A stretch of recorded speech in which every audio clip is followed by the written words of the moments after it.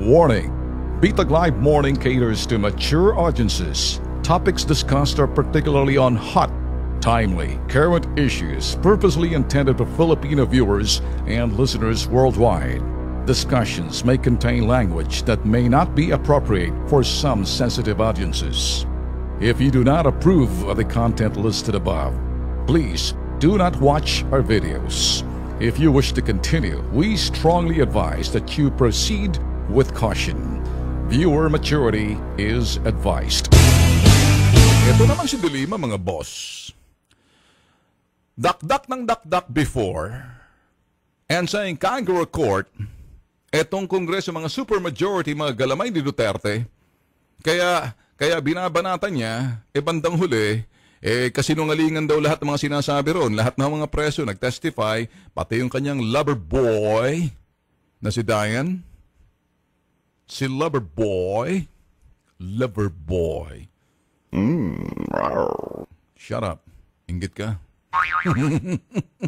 Sabi naman itong Dilima, parang paawa, pabebe na naman. Paawa na. No woman, whoever or whatever she may be, whether a sitting senator or a humble secretary, deserves to be betrayed, to be treated with so much disrespect and without dignity before the public eye by any man she is with or had a relationship with.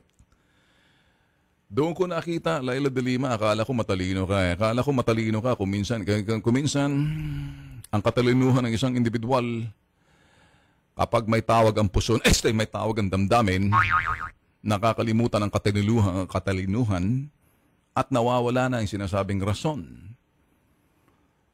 Pumatol ka, Laila Dilima, sa driver mo, sa bodyguard mo, malayong inyong stature, sa ngalan ng pag-ibig, yung sinabi mong frailties, kahinaan, sino bang dapat sisihin mo? Kung titingnan natin, talaga naman si Dayan, kung pag-uusapan naman ay pagmamahal, para nakikita ako, pinoprotektahan ka pa nga ng putok sa buhong boyfriend mo na yan or ex-boyfriend mo, pinoprotektahan ka pa nga kasi may inconsistency mga sinasabi ni Dayan kaysa sinasabi ni Espinosa. Tapos ako naniniwala kung kasama mo matulog sa gabi, para kayong husband and wife pagdating sa bahay. Sa umaga, siya'y security. Sa hapon, taga-bit-bit ng bag. Sa gabi, kasiping mo ang si Ronnie Diana, taga-pagas ng... Kasi mga boss, I can't believe na Ronnie Diane, na hindi niya makita kung anong laman ng bag niya. Nasampal mo nga sa selos kay Laila Dilima. Kung ganun lang pagmamahalan, imposible naman, sinalat mo na yung sinasabing bag. Pwede mo naman, magkasama naman ka sa kwarto, nilalagay, sabihin mo, sweetheart, ano bang laman ng pera na? Ano bang laman ng bag niya nang pinakuha mo sa akin? Alam mo naman, mahal kita Alam mo naman tayo'y pagdating sa gabi, hindi mo na ako bodyguard. Hindi mo na ako bagman. Hindi mo ako taga-bit-bit. Sa gabi, akong bumibit-bit, ako'y binibit-bit mo. Shut up! Ngayon, sa mga ganyang klaseng sitwasyon, hindi mo ba matanong, andyan lang pala sa drawer, kayo ba, pag boyfriend mo, pagkatapos girlfriend mo may posisyon, sigurado matanong, hindi ako mapakali dyan sa binit-bit ko at kinuha ko kay Kerwin Espinosa. Ano ba yun? Kasi hindi ako mapakali. Siyempre sasabihin, alam mo na. Pero parang isang bagay na kukuha ka lang sa sobret, bibigyan ka ng 25,000. Natural, hindi ka ba magiging curious kung anong laman nung yung sobre or bag na inaabot pagkatapos kinuha mo tapos sasalatin mo lang? Pwede mo naman sabihin, sweetheart o love, ano bang laman ng bag na yan?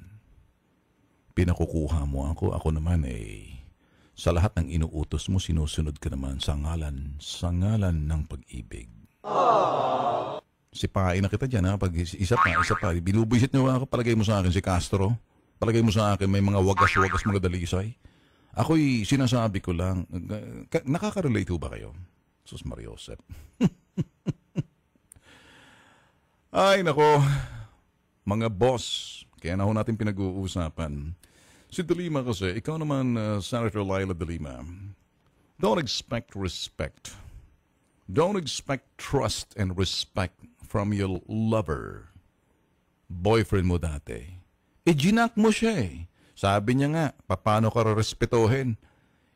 Tinutuhog mo na, inuubos mo na ata kami. Lahat kami tinutuhog mo na eh. Isa-isa. Parang sampagita. Sa bawat bulaklak ng sampagita, itutuhog doon sa sinasabing nylon. Isang sampagita 1, sampagita 2, sampagita 3. Sabit mo ngayong medalya mo. Parang ganun. Lahat ba kami, hindi mo na kami, kung paniniwalaan si Dayan, lahat ba kami uubusin mo? Ay doon lang naman ang naging kung baga pinakikita ni Dayan, siya'y tapat kung pag-uusapan. Ngayon, kung ito'y nagsalita, naturalmente, talaga isasalba niya na ang kanyang liig. Alam nga ba siya magpapakulong na siya, hindi ka na girlfriend eh. Tapos na yun, naturalmente. Kaya ang sinasabi ni Laila De Lima, by any man she is with or had a relationship, yung disrespect. Wala naman siyang choice eh. Magsasalita siya dahil everything para makita yung katotohanan lahat. Pati yung relasyon, inamin mo na rin man kaya. Alam niyo mga boss, kung kayo ho'y magiging public figure, kung ito ho'y naumpisa pa lang, kung ito'y nalaman ng tao before the election, you really think mananalo si Laila De Lima? Kung ito'y nalaman ng taong bayan at ito'y nabusisi at nabulatlat before the election, I don't even think na makakasama si Laila De Lima paging senador kung ito'y lumabas noon. It's so hard to deny everything. Anong sa inyo, Father Reyes? Anong sa inyo mga obispo? Anong sa inyo mga nasa Saints Co? Anong sa inyo sa Ateneo? Anong sa inyo sa Adamson University? Kayo naman ang pinaglibot-libutan dyan ni Laila De Lima.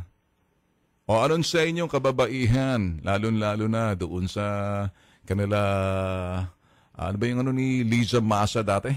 Gabriela. Anong sa inyo? Pagtanggol nyo ang ng kababaihan dito sa parting to.